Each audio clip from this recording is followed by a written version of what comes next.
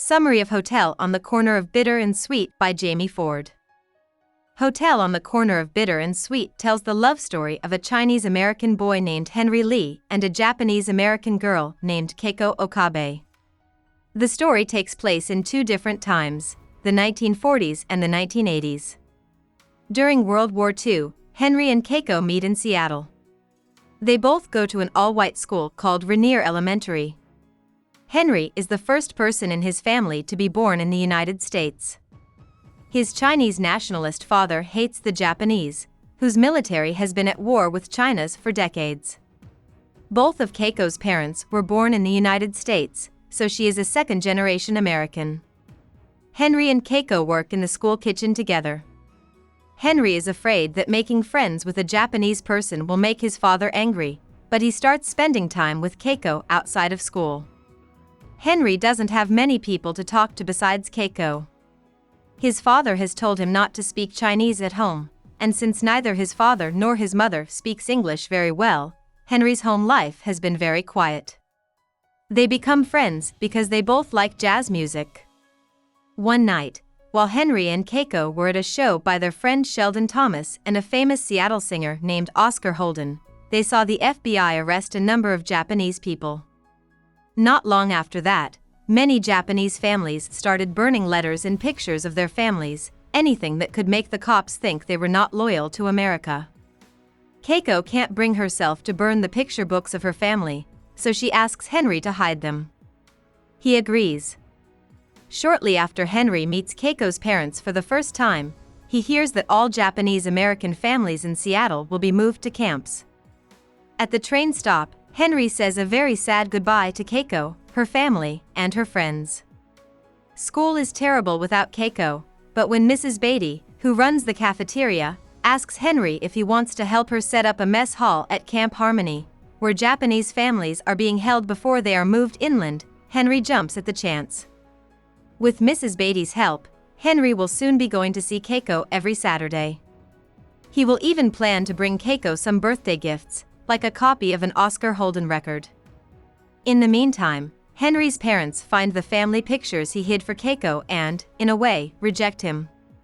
Shortly after Keiko's birthday, she and her family move from Camp Harmony to Idaho, where they will live permanently. Henry says a cold goodbye because he doesn't want to make things worse by telling Keiko how much he loves her. When Henry goes home, he finds that his father has had a stroke. Henry blames himself for this. Henry can't take his parents' silence at home for long, so he chooses to go see Keiko in Idaho with Sheldon. Henry and Keiko spend a wonderful day together at Camp Minidoka, where they share their first kiss.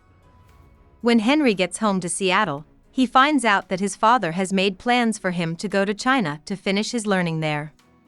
Henry won't leave until the war is over and Keiko is back home, because he told her he would wait.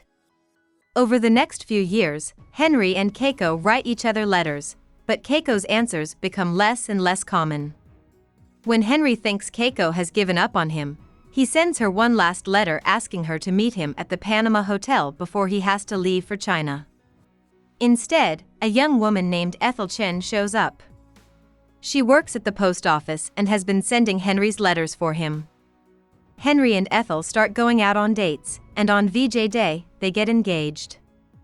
On the same day, Henry's father dies, but not before he tells Henry that he blocked Henry's letters from getting to Keiko and Keiko's from getting to Henry. Henry is so sad that he thinks the only thing he can do is move on with his new life with Ethel.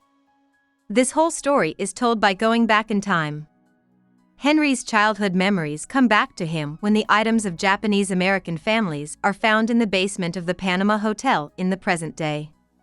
Henry slowly tells his son Marty and his son's fiancée Samantha about his past. In the end, Marty finds Keiko and talks to her on behalf of his father. She is a widow who lives in New York City. Marty gets his father a plane ticket to New York, but not before he says goodbye to Sheldon, who is dying. In New York City, Henry goes to Keiko's room and meets her there. She has the same eyes as him, and when they talk to each other, they use the same phrase they used as kids. About the author. Ford was born in California, but he grew up in places like Seattle and Port Orchard, Washington, in the Pacific Northwest. His paternal great-grandpa, born Min Chung, changed his name to William Ford when he arrived in the United States from China in 1865. Ford got a degree in art and design from the Art Institute of Seattle in 1988. He married Leisha Ford in 2008, and they live in Montana with their combined family of 9 children. Ford has written 2 other books besides Hotel on the Corner of Bitter and Sweet. Both of them deal with the question of what it means to be Chinese American.